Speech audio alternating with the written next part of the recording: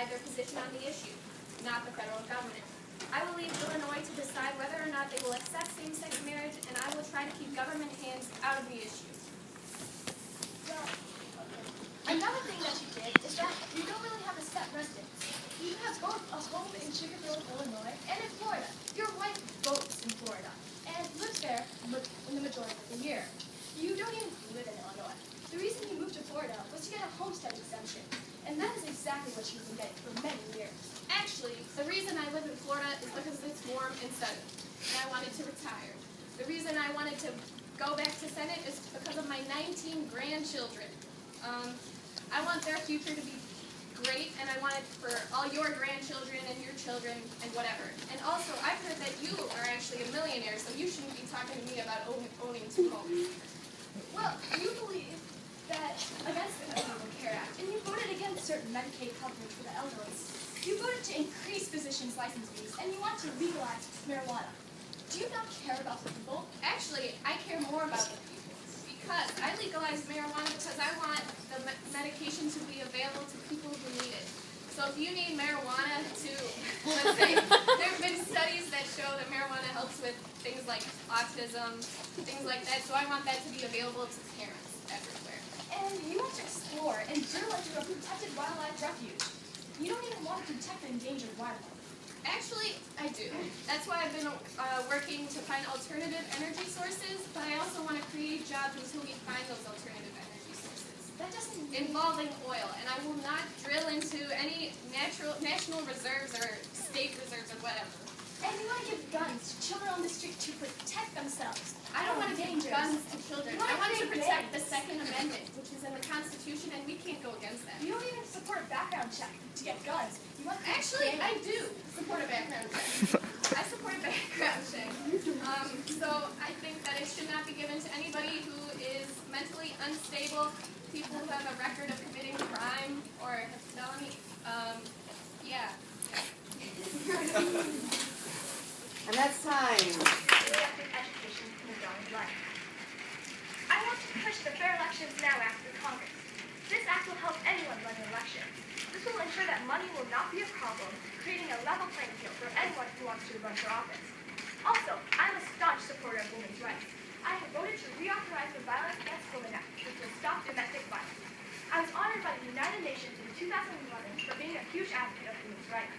Also, I support same-sex marriages with equal rights and equal benefits. I want to promote American values to the rest of the world. I prioritize the war events going on in Iraq and the people who have gotten killed.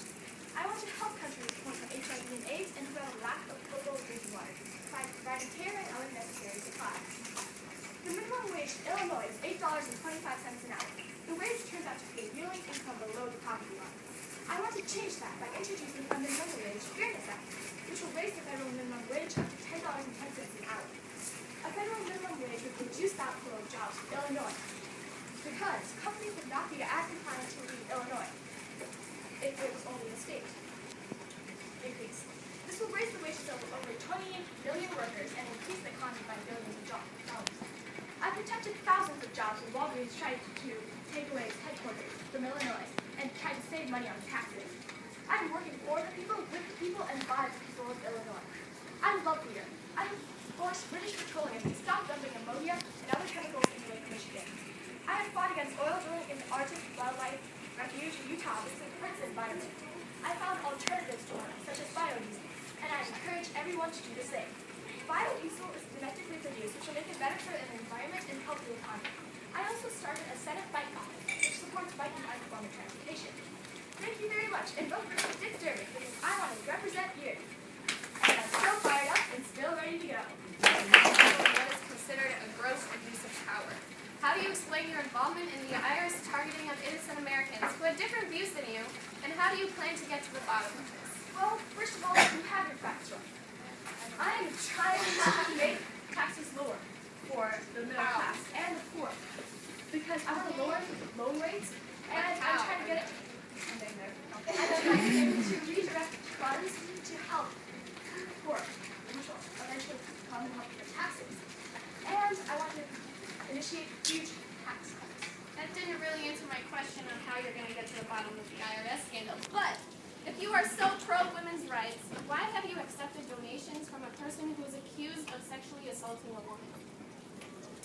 Burgess.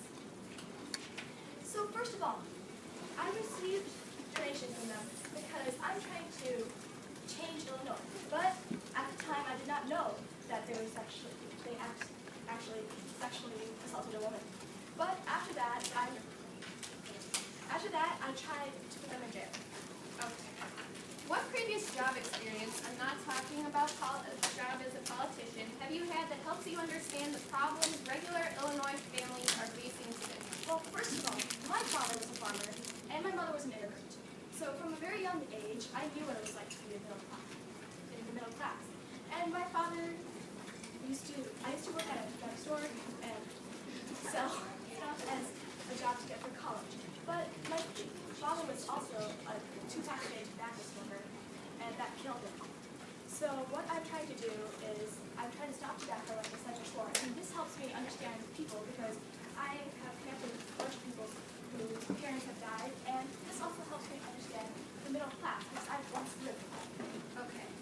What have you done in the last 32 years you've been in office to empower the American people? And how can you say that life has really gotten easier for Illinois families under your control with 20 million more people since 2002 needing food stamps to get by and foreclosures reaching all-time highs of 6 million in just the last 2 years? So first of all, starting off with poverty, I'm trying to get people out of poverty and raise the minimum wage because we need to put American people first. And within that, food stamps. You want to redirect funding to some more useful, as you call it, campaigns. But what I want to do is I want to keep funding for the campaign. Sure, I spent billions of dollars in helping the poor and Our money. money. Not of your money. Most of it was mine. But I did help them, and so far we have increased the poor. Increase the poor? For the poor. Poverty. And that's time.